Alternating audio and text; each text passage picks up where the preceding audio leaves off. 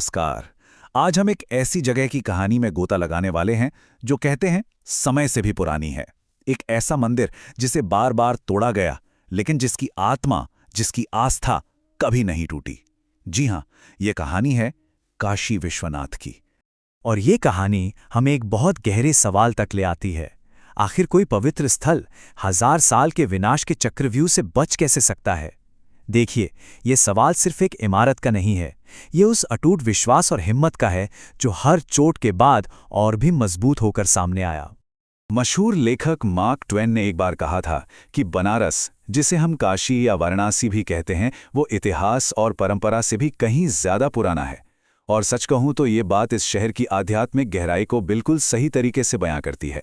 तो चलिए जरा और गहराई में उतरते हैं, समझते हैं कि इस जगह की पौराणिक और आध्यात्मिक जड़ें क्या हैं जो इसे इतना ज्यादा महत्वपूर्ण बनाती हैं। देखिए, हिंदू पुराणों की माने तो काशी कोई आम शहर नहीं है। ऐसी मान्यता है कि भगवान शिव ने खुद इस नगर को अपने त्रिशूल पर बसाया था ताकि वो देवी पार्वती के साथ यहाँ रह सकें।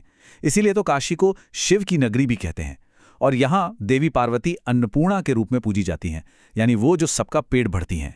अच्छा, इस मंदिर के महत्व को समझने के लिए ज्योतिर्लिंग शब्द को समझना बहुत जरूरी है। इसका मतलब होता है प्रकाश का स्तंभ। ये उस कहानी से जुड़ा है जब एक दिव्य प्रकाश ने ब्रह्मा और विष्णु को चुनौती दी थी।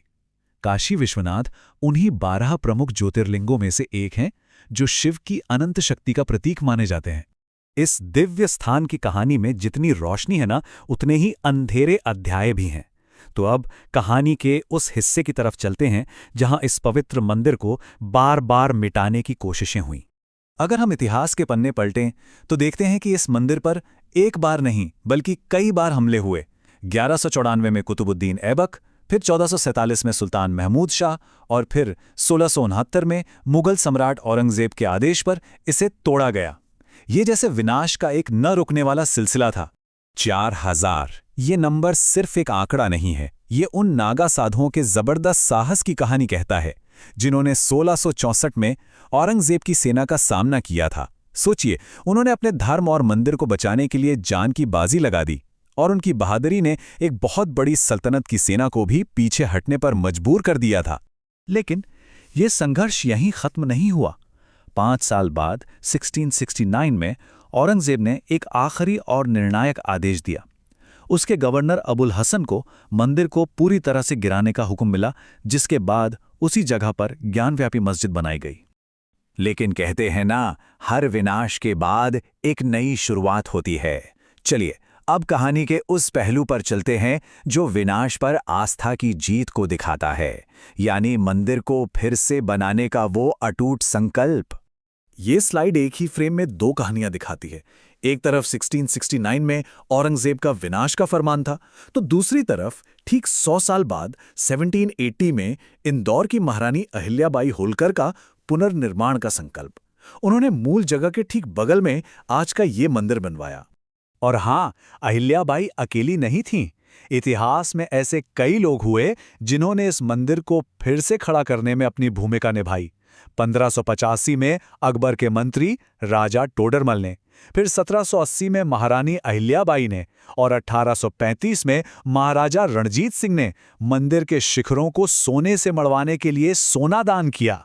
जरा सोचिए इस नंबर के बारे में, 1000 किलोग्राम सोना। यह सिर्फ एक दान नहीं था, ये एक बहुत बड़ा संदेश था।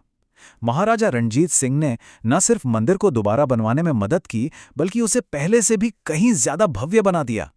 ये आस्था और हिम्मत की एक चमकती हुई मिसाल बन गया। तो अब हम इस मंदिर और इस शहर के सबसे गहरे आध्यात्मिक पहलू की तरफ बढ़ते हैं। वो विश्वास जो काशी को हिंदुओं के लिए इतना खास बनाता है, और वो है मोक्ष का वादा। सदियों से काशी को मोक्ष की नगरी माना जाता रहा है। ये एक इतनी गहरी आस्था है कि इस पवित्र शहर में अपनी आखिरी सांस लेने से जीवन और मृत्यु के चक्र से आज़ादी मिल जाती है। यही वजह है कि लोग अपने जीवन के अंतिम पलों में यहाँ आते हैं। तो ये होता कैसे है? मान्यता के अनुसार जब कोई इंसान काशी में अपने प्राण त्यागता है तो खुद भगवान शिव उसके कान में तारक मंत्र सुनाते हैं।